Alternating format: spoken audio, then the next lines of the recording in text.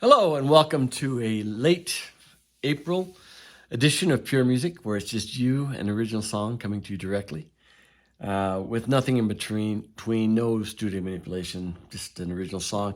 I've got a really good one. It's called The Royals. Royalty is top of mind these days in the news, so it has 4 key changes, and I'll make lots of mistakes. This song, well, if pure music is about relaying something that's precious or dear to oneself, that's what this song is. It relates a very, very special experience that I had many, many years ago. And it goes like this. I knew royals when I was young. They lived through the pasture and out by the barn. Sweet, kind eyes that laughed and shared with me their life, love, and history. And when my family would go away, I'd walk through the pasture, and with the royals I'd stay in my own small room. I felt free and happy there. At dawn we'd take a knee for the king and queen's prayer. It went like this. Thank thee, God, for all thou hast done, for this miracle of life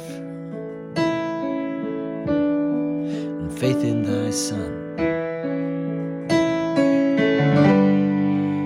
Forgive us our faults and mortal imperfection. Guide our paths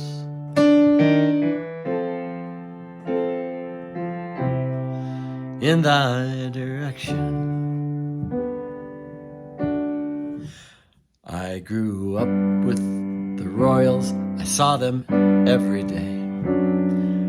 I mowed their lawn, I kept their barn, I threw out their hay. The king read aloud, the queen would listen when I'd play. And I'll always remember when they'd kneel to pray. Thank thee, God, for all thou hast done, this miracle of life and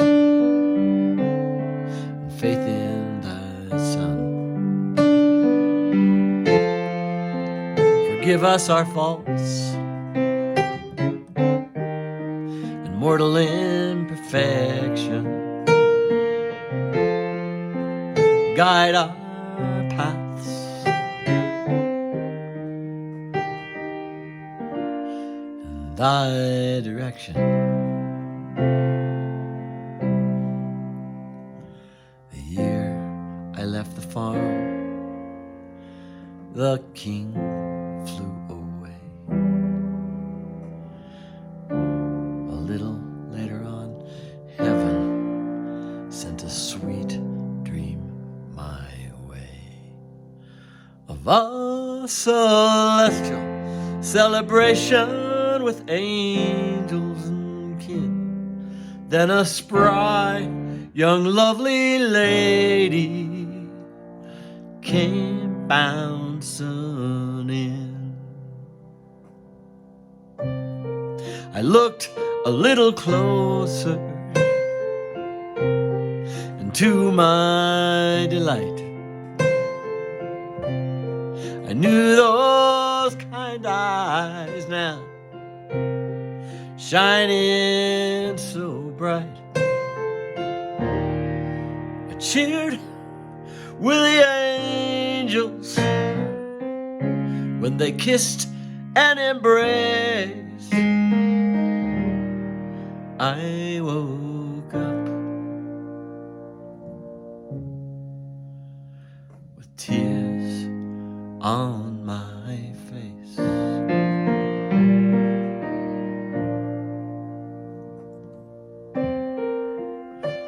Thank you, God, for all thou hast done, for this miracle of life, for this faith in thy Son. Forgive us our faults and mortal imperfection. Guide our paths in thy direction. I knew royals when I was young. They lived through the pasture and out by the barn.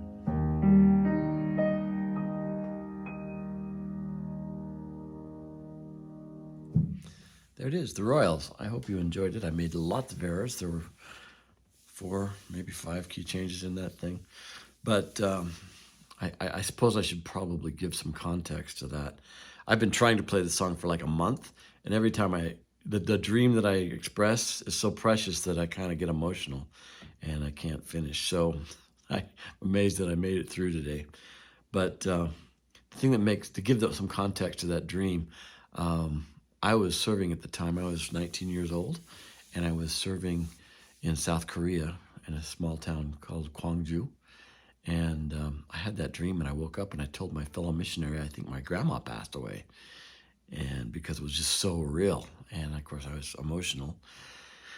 And fellow missionary said, if she did pass away, the mission policy is to call and let the missionary know that someone in their family passed away. Because keep in mind, back then there was no cell phone or internet to put one in touch with the rest of the world with light speed. In fact, we were only able to call home twice a year at Mother's Day and Christmas. So the next day went by, I didn't hear anything from the mission home. Next day went by, and I kind of forgot about it. It was Christmas time, and I just thought, well, maybe it was just one of those dreams, and didn't really, I kind of, as I say, I forgot about it. And then when my parents called me on Christmas Day, before my parents called, the mission president called and told me that my grandmother had passed away, and my family wanted me to know that before the call, and that she passed away peacefully in her sleep. And I said, was it, yesterday or today, or when it said, no, it was about a week ago, but the family didn't want to bother you. And so anyway, for whatever reason, they didn't call me. And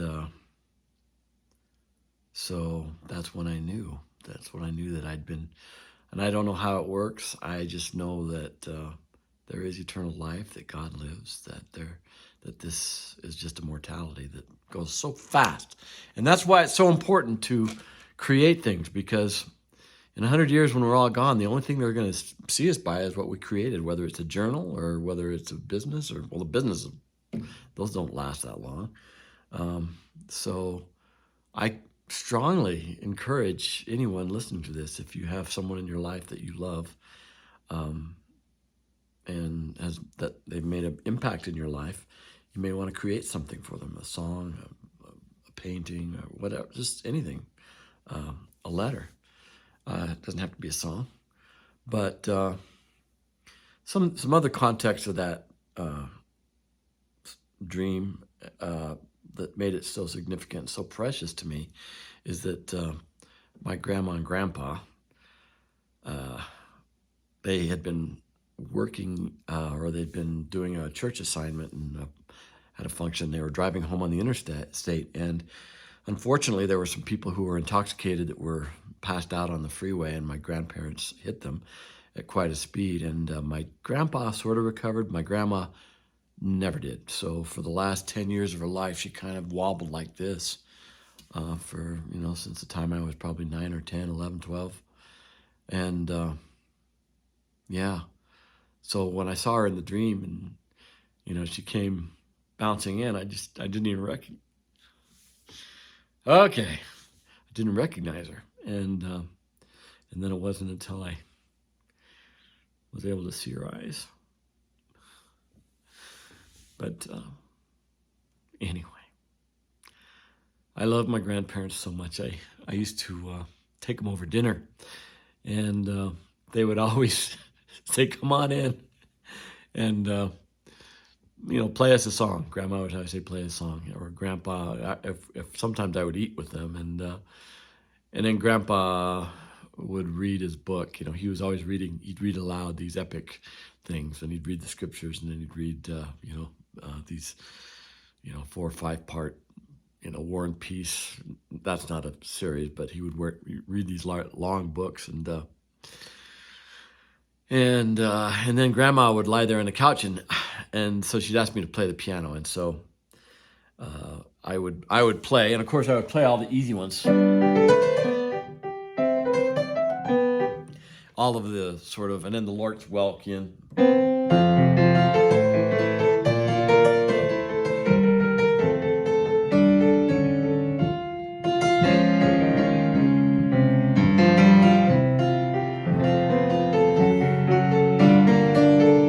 And so I would play these sort of Lawrence Welkian songs, and she would always say, "Oh, I just don't leave. Please play another one." And so I would run out of all of the songs that I knew that were kind of appropriate for her and Grandpa.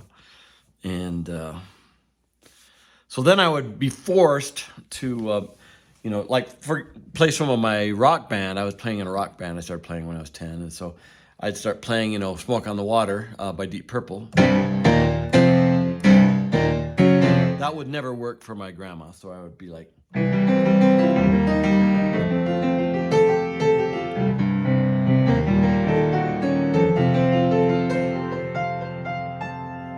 You get the idea. So I'd play Steppenwolf, Magic Carpet Ride, Born to Be Wild, all these, Joe Cocker, Feeling All Right. But I would dress it up, and I won't bore you anymore with how I would dress it up. But it was, maybe she knew, maybe she didn't, I don't know. But maybe she didn't care. But I will always appreciate her, because I was in a family of, when there are 8 people and, 4 bedrooms, you do the math, everybody's doubled up. So when I went over there and I had my own room and it had a window, and I was in the basement, so my window wasn't very big. And